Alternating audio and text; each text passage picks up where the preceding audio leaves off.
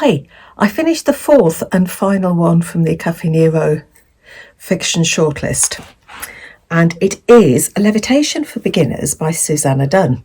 Now, this was a real... Hang on, let me just get this sorted. Looked as though it was going to tip over. This was a real trip down memory lane. It was really good. It's set in 1972. And Deborah is 10. In 1972, I was a little bit older than Deborah. So, see, I'm showing my age now, aren't I? Deborah lives in a small English village with her mother. Her father died when she was young. She's got no memories of him. So she's been brought up by her mum, who is quite opinionated. She doesn't suffer fools gladly. She's not into the... what she calls the twin set brigade. She doesn't interested in all that sort of stuff. She plows her, she goes her own way. And she's somebody I think I'd like to have as a friend.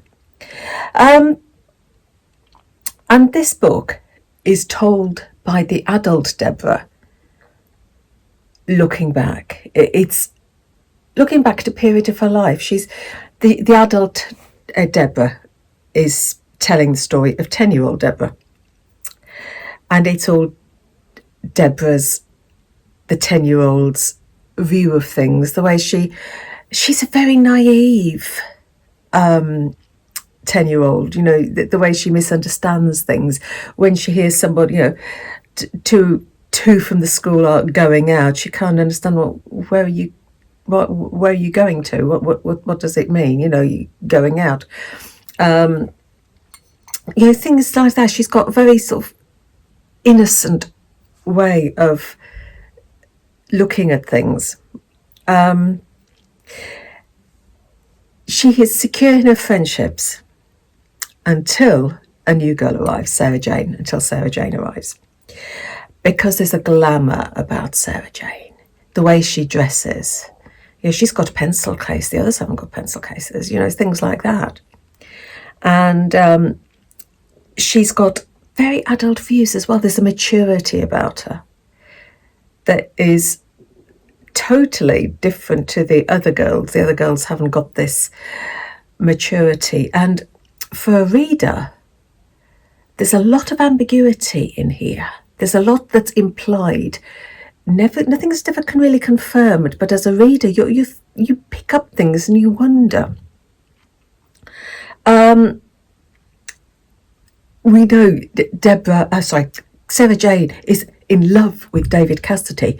And yes, I was in love with David Cassidy in 1972 too, as well as Donny Osmond.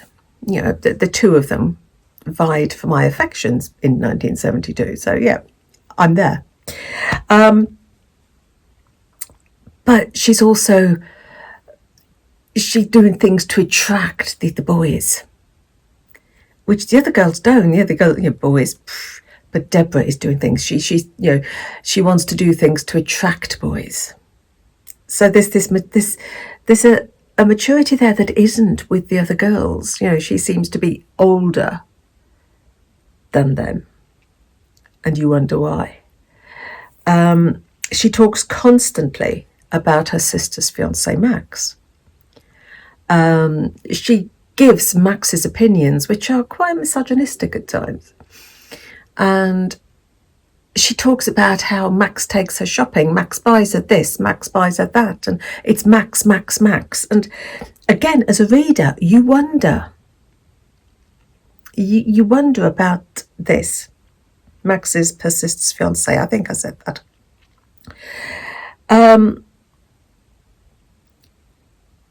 Deborah doesn't question these things at all. This is the reader that's questioning. You are seeing things through Deborah's eyes. Deborah isn't sure what to make of Sarah Jane. Yes, she's fascinated by her, like her friends, but she also doubts her. There's a lot of things that are implied here, but never confirmed. And it's a very sort of slow burn and not a lot happens until the end. But for me, I loved all the references to that period. It took me right back. The foods that Deborah was eating, the TV program she was watching, everything, the games they were playing, everything took me right back to being around that age. And yes, my friends and I, we did do the levitation. We did try the levitation thing because it was a big thing at that time, the levitation thing. We all had a go at it. So yes, I do remember doing that. And no, we never lifted anybody up. But it was a real trip down memory lane. Not a lot happens. It's a lot implied. There's a lot suggested. Nothing's ever confirmed. And Deborah's naivety is what sings. It's this. It is a really nice read. And for someone of my age, it's nice to have a trip down memory lane sometimes when yes, life was more innocent, maybe. So, Levitation for Beginners by Susannah Dunn. Another one for the fourth one for the Caffe Nero fiction shortlist. I don't think I'm going to get anything read from the debut fiction of shortlist because one of them I can't get hold of, and the other I'm still in the list for the library. So whatever. I think what I would do is I'll wait and see which one wins that section, and then I'll pick the one that wins that section.